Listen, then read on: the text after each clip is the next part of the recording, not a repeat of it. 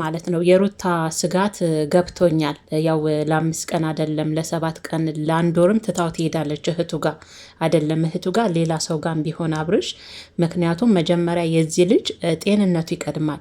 ግን ደግሞ አሁን ሩታ ተይው እህቱ ጋር ምንድን ነው በዚህ ልክ ራስ ወዳድ መሆን እያሉ ብዙዎቹም ይጽፋሉና እኔ ሩታን የተረዳውበት መንገድ ምን መሰላችሁ ቤተሰቦች? አሁን ሩታ አብርሽ ብዙ ጋር እህቱ ጋር መሆኑ አይደለም አጅሪት ትመጣለች እንዴት እንደምትሆን ራሱ አሁን ጩኸታቸው ራሱ እንኳን እዛ ጋር ታሞ የተኛውን ሰው ተውና እኛ ራሳችን በስልካችን ስክሪን ለምናያቸው ራሱ የእነሱ ጩኸት ጆሮ ያደነቁራል። ቤተሰቦች እግዚአብሔርን እርስ በርስ እኮ መግባባት አልቻሉም። በቃ በተለይ ሄርሜላ ምንድን ነው እንደዚህ? አንቺ ራስሽ እውነታውን የአብርሽን ጤንነት ትፈልጊያለሽ? ሄርሜላ ተብዬዋ ማለት ነው። አንቺም እኮ እዛ ጋር ራስ ወዳድ ሆነሽ ቁጭ ነው ያልሽ እኮ። የሱ ጤንነት አይደለም የሚያሳስበሽ፣ የሱ ጤንነት አይደለም የሚያሳስባችሁ። ለምንድን ነው ሴቶቹ በዚህ ንክ ራስ ወዳድ የሆናችሁት? መጀመሪያ የልጁ ጤንነት ያስፈልጋል። ግን ደግሞ ሩታ ዛጋውን እኛ ብዙዎቻችን እንደምንለው ሩታ ተይ ራስ ወዳድ አትሁኚ፣ የልጁ ጤንነት ይቀድማል እንላለና እዛ ጋር ሩታ ስጋት የሆነባት የዛች የውሽሚት ነገር ነው። ውሽሚት ታውቃላችሁ፣ ገና እግሯ እንኳን ወጣ ከማለት አብርሽዬ አይዞ ምናምን እያለች እሱ መሳሳ ማሻሻት የጀመረችው ሚስት ስታዲያ ይህንን እያየች እንዴት ፈቃደኛ ሆነ ለእህቱ ሰታ ትሄዳለች። አሁን ነገም ትመለሳለች። አሁን ቅድም የገዛ ወንድሟ ሄርሜላ ከሀገር ልትወጣ ነው አዘጋጅታ ወረቀቷን አላልኳችሁም? እኔ ቅድም ሄርሜላ እኮ እና አብርሽ ጋር ናት፣ ወን እኔ ጋ ይሁን ወን እዛ ጋ ይሁን እያሉ ገና ደግሞ ማታ ቪዲዮ ይለቃሉ። ወደ ቤት አልተመለሰችም አላልኳችሁም? በአቤል ላይ ግን የተሰራውን ቪዲዮ አይታችኋል። ልክ ሄርሜላ ወደ ቤት ተመልሳ ሀገር ለቃ ከሀገር ውጭ ልትሄድ ምናምን እንደሆነ አስመስለውን የሰሩት። እሷ ግን ገና እነ ቡዜ ቤት ነበረች። አያችሁ አይደለ? እንደዚህ ነው እኮ እኛ ላይ ጤባ ጤቤ የሚጫወቱት ቤተሰቦች። እግዚአብሔርን ነው መላችሁና እሷ ገና ከዛ ያልወጣች ሴት ገና ሀገር ለቃ ልትወጣ ነው ብለው ለተመልካቹ ቪዲዮ ይሰራሉ። ሄርሜላም በጣም ራስ ወዳድ ነሽ።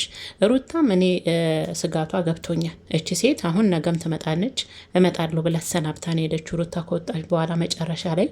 እኔ ግን ከጌታን ነው መላችሁ በጣም የገረመኝ የዳኒ ትልቅ አሽቃባጭ እንደዚህ መሆን፣ የዳኒ እንደዚህ መሆን በዛ።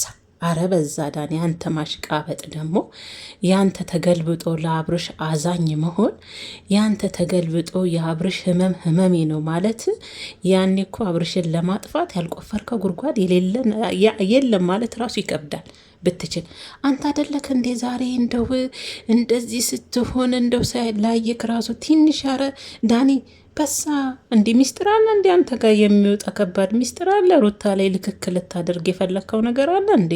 ምክንያቱም መስመር አለፈ፣ ልክ አለፈ። ያንተ ደግሞ ማሽቃበጥ፣ ያንተ ደግሞ እንደዚህ ማለቅለቅ ዳኒ በዛ፣ እግዚአብሔርን በዛ። ለምንድን ነው ምነው ባለፈ እንደ ወንድ እንኳን ትንሽ ስሜቱ ሳይገባክ እንኳን እኛ ሩታ እንዴት የልጅሽን አባት እቃ በሌላ ሰው ምንም ቢሆን ባልሽ ነው የልጅሽ አባት ነው እንዴት በሌላ ሰው እያሳቅሽ ዕቃ ታሳጥቢያለሽ እንኳን ብለናት። አንተ አይደለህ እንዴ ከሩታ ጋር ሆነ ዳኒን አብርሽን የመጀመሪያ ቀን ክብሩን ያዋረድክ መስሎ ዕቃ እንኳን እያሳጠብክ ስትስቅ ስትውረገረግ ፋይል እጄ ላይ አለ እለቅብሃለሁ እያልክ ስትል የነበርክ ሰውዬ። መቼም ሰው ይቀየራል ቢባልም በዚህ ልክ እኔ የመጀመሪያ ድግሪውን የያዘ አለቅላቂ አጨብጫቢ ድግሪ ያለው ያየሁት ዳኒ ነው። ነገሩ አልፈርድብም። የሄርሜላ ቤተሰቦች አሉ ትንንሽም ትልልቅም። ትንንሿ አንበሳ እያወረዱልን ነው አሉ ቲክቶክ ላይ። አጨብጭብ ብለው ነው አራግብ ከስር ከስር አይደል የእሱ አራጋቢዎች እንድታራግብ እዛ ጋ ያው ቲክቶክ ላይ ጊፍት ወርወር ያደረግልሃል። እሱ ሞቀዋል። አሁን እየሰበሰብ ካደለ ስጦታ ጊፍት እነሱ ምን ይሳናቸዋል? ያችን ትንንሽ አንበሳ አበባ ምናምን ይወረውሩላል። እዛ ጋ እኔ ነኝ እንዲ ያንተናል እንኳን እንዴ በወንድሙ ነው የተባለ ነው አይደል? እነሱ እንኳን ደክሟቸው እናንተ ስንትንጫጩ ዝም ብለው እያዩ ነው። አንተማ እዛ ጋ ትደንሳለህ ማለት አይገልጸውም። ዳኒ መደነስ ነው እኮ የቀረ። ደግሞ አመሰገኑት እኮ። የእውነታችሁን ነው? እስቲ ያዝልቅለት፣ የእውነታችሁን ከሆነ እሱ ነገሩ እንደዚህ ያሰከረው የሚወረወርለት ስጦታ ነው እንደዚህ ያሰከረው። ያለበዛ እዛ ጋር እንደዛ መውረግረግ መጨፈር ማጨብጨብ ካልቻለ እዛ ጋር ጊፍት ቲክቶክ ላይ የሚወረወርለት ይቀርበታል። እና ዳኒ ትልቁ አለቅላቂ ብያለሁ። እግዚአብሔርም በስማም ያንተ ደግሞ በዛ በጣም ማለት ነው። እና ውሽሚትም አበዛችሁ። ውሽሚት እንደው ዛሬስ ቡዜ ትሻላለች። በስሙ እንደው ደከማት መሰለኝ። ዝም ብላ እነሱን ታቸው ነበር። በእርግጥ ያውሩታል ይዘሹ በፍጹም አትወጭም ዛሬ አንድ እግሩ ገብቷል እያሉ ነው። እናንተ ግን መጨረሻ ታዘብኳችሁ። ዴቭ በተለይ ዴቭ ከሩታ ይልቅ ሄርሜላን አይዞች ተረጋጊ፣ አንቺም ወደ ጤና ይመለሳል። ኧረ እባክህ ዴቭ ጤናውን መለሰ ለሄርሜላ ልትመልስ ነው። ሩታ እኮ የልጁ አባት ነው። እንደዛ ብትሆንም የፈለገ ብትሆን የልጁ አባት ነው። እሷን እንኳን በዛ ልክ አላጥናናትም ዴቭ። አረ እየታዘብን ነው ዴቭ። ተው እንደ ትልቅ ሰው ሁን። በፊት ያመጣሃትን ባህሪ ይዘቀጥል። እዛም ደግሞ ከአንተ አይጠበቅም። አንተ ትልቅ ሰው ነህ አይደል? ቤተሰብ አሉ፣ ልጆች አሉ። የተከበርክ ሰው ነህ። ሳይ ግን አታለቅልቅ ዴቭ ራሱ ማለት ነው። እንደው ለሩታ ሳትል እንታዘባችኋለን እኮ እኛም እኮ ሰዎች ነን። አታዳሉ። ያችም ውሽማ ናት፣ እችም የልጅ እናት ናት። ማዳላት ጥሩ አይደለም። አይዞሽ ጤና ይመለሳል። ሄርሜላ አንቺም አታስቢ፣ ችግር የለውም። ዴቭም አጨበጨብክ፣ የእውነት አጨበጨብክ። ዛሬ እንደውም እህቱ ትሻላለች። ትንሽን ብትሆን ደከማት። እውነት ይደክማል እኮ እንዴ እነሱ ጮት እኮ አይደለም። እዛ ጋር እየታመመውን ተውና የሚመለከታቸውን ራስ ያዞራል። እንዴት እንደሚጮው ይሄ ራስ ወዳድነት ነው። መጀመሪያ የልጁ ጤንነት ይቀድማል፣ የልጁ ሰላም ይቀድማል። የልጁ መንፈሱ ታውቋል። በእርግጥ ልጁ ራሱ ተናግሯል። ደግሞ ዳኒ አንተ ደግሞ ትናንትና ዶክተሯ እህቱ ጋር ይሁን ብላ ወስናለች። እንዴ እሷ ማን ወሳኝ አደረጋት? ዶክተሯ የራሷን ስራን የሰራችው። አንተ ራስህ ነው ዶክተሯን ያሳመንካት። እኔ እየሰማው ያየው ነበር የትናንትናውን ቪዲዮ። እህቱ ጋር ይሁን ለአንድ ለሁለት ሶስት ቀን እህቱ ጋር ነው መሆን ያለበት ስትል እሷ አንተ ስትል አዋለች። እኔ እየሰማው ነው ዶክተሯ እንጂ እሷ እህቱ ጋር የሚሆን ኪኒንን ያዘዘችለት እህቱ መድኃኒት ናት። እስከዛ እሱ ጋር ይሁን የሚል ኪኒንን ያዘዘችለት። ለምን ተዋሻለ ዳኒ? በዚህ ልክ ውሸትም ጥሩ አይደለም። ልወደድ ባይነትም ሲበዛ ያስጠላል። እና ዶክተሯ አከብላለች። ዶክተሯ እንደውም ለሁለት ቀን ምናምን ስትሉን የሰማሁት እህቱ ጋር ምናምን ጭንቀህ ምናምን ስትሉ አሁን ያለች። እሱንም አንተ ስትውረገረግ እሷን ለማሳመን እንትን ዶክተሯን ስትሄድ አለች ጭንቀት ስላለበት። ልጁ ደግሞ ተናግሯል። እናንተ ራሱ ጩኸታችሁ አሳብድም እንዴ? አይደለም መጣል ያሳብዳል ጩኸታችሁ፣ አለመግባባታችሁ። ልጁ እኮ ይሄና ልኮ እንደ አሁን ደግሞ እቺ ሄርሜላ የሚሏት ሴት ቤተሰቦች እንደውችን ሴትዮ የሚያስረልን ይጥፋ።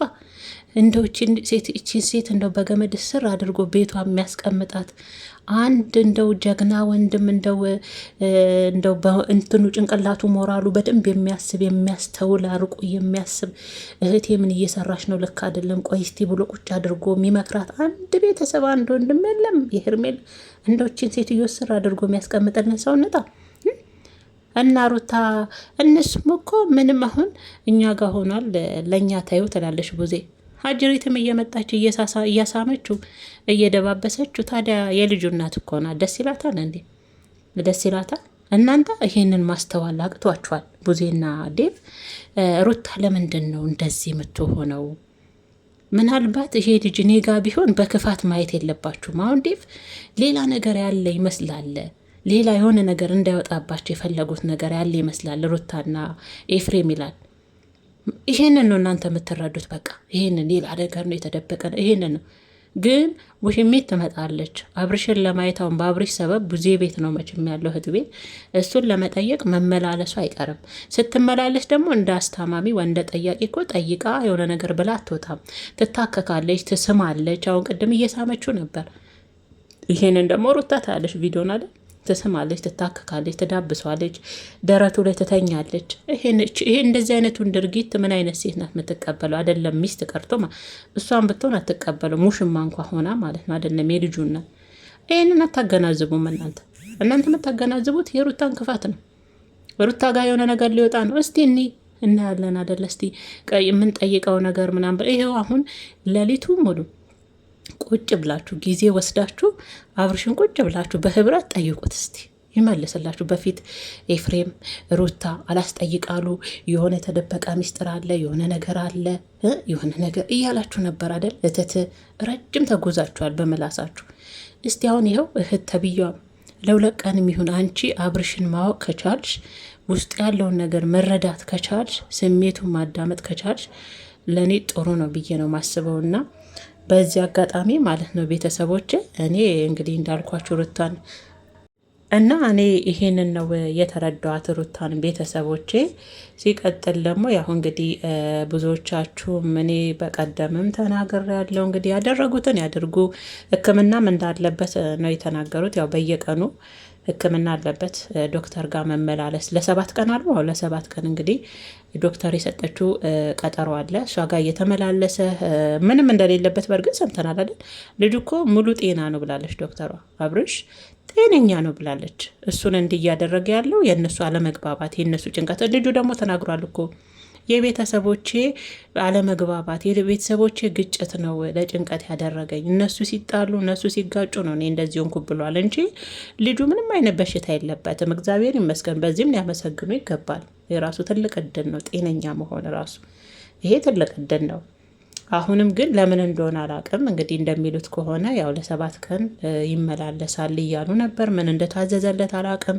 እንዳሉትም ስነ ልቦና ባለሙያ ጋር ቢወስዱት እንዳሉትም የተቻላቸውን ቢያደርጉ እንደ ቤተሰብ ከወሬ የዘለለ ከመለፍለፍ የዘለለ ከወሬ የዘለለ ከካሜራ ከቪዲዮ የዘለለ ቁም ነገር ያለው ነገር በቃ እንደዚህ አይነት ነገር ስነ ልቦናም ይሆናል። እንዳሉት ጸበልም ይባላል። እንግዲህ እንደተባለው ጸበል እንኳን የሚወስዱት አይመስለኝም። እኔ ሳይሆን ነግሬያቸዋለሁ። እንግዲህ አብርሽ ቤተሰቦች በሙሉ ብዙዎቻቸው ጸበል ትላላችሁ ጴንጤ እንደሆኑ ነው። ጴንጤ ደግሞ ጸበል አቅም።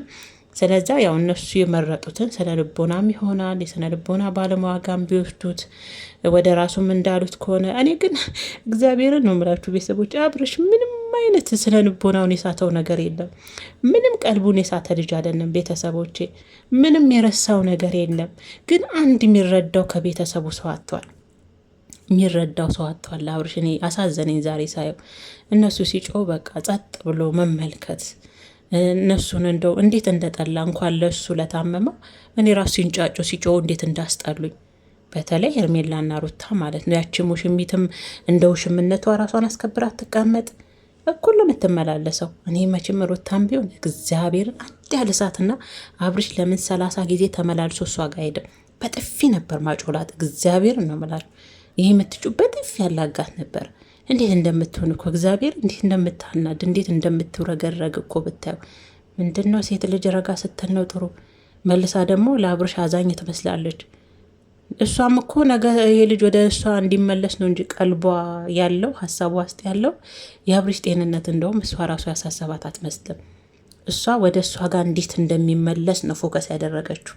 እንዴት አድርጋ ከሩታ እጅ ውስጥ ፈልቅቃ የድሮ ፍቅሯን መመለስ እንደምትችል። አሁንም እኮ ተኝታም እኮ ቤቷ ይህንን የምታጠነጥነው ቁጭ ብላም ተኝታም ወደ እሱ ጋር ስትመጣም እንዴት አድርጌ ነው አብርሽን የድሮ ፍቅሬ የምመልሰው? የድሮን ፍቅሬ እንዴት አድርጌ ነው ማጣጥመው?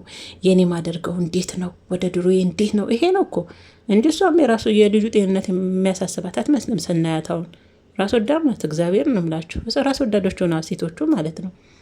እና ለማንኛውም 7 ቀን ትንሽ ናት። 1 ወር የሚቆይ ሩታዬ እመኙ።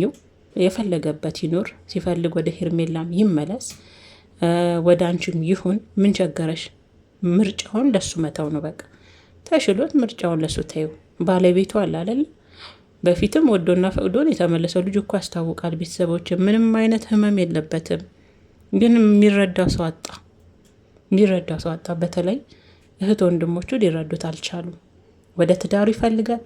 ወደ ትዳሩ ለመመለስ ደግሞ እንደዚች አይነት የሆነች ነገር አመጣ። እነሱ ደግሞ ያችን እሱ ያመጣትን ዘዴ ህመም አደረጉበት። ህመም የታመመ ሰው ራሱን የሳተ ነገሮችን የረሳ ከዛ የሆነ ነገር ሆኖ ወደ ራሱ የተመለሰ አይነት ሰው አድርገው ሳሉት ማለት ነው እንጂ ምንም የለበትም። ምንም እንደው እነሱ እንደሚሉትም የአይምሮ ሳይኮሎጂ ነው ምናምን የሚሉት ራሱ ልጁ ያስፈልገው። እነሱ ናቸው ህመም የሆኑበት። ጤናውን ያወኩት የገዛ ቤተሰቦቹ ናቸው ሊረዱት ያልቻሉትና ብቻ ከባድ ነው። ያልታደለ ወንድ ቢኖር ያልታደለ ባል ቢኖር አብርሽ ነው። እግዚአብሔርን አንዳንዶቹ አሁን ምን ይላሉ መሰላችሁ? አብርሽ እድለኛ ነው። አንዷ ስትወጣ አንዷ ታቅፈዋለች፣ አንዷ ስትወጣ አንዷ ታሻሸዋለች እያሉ ያው የምትስቆም አላችሁ እንደዚህ እያላችሁና ይሄ እድለኝነት አይደለም ለኔ። ይሄ እድለኝነት ነው ብዬ ለኔ ለማሰብ በጣም ነው የሚከብደኝ።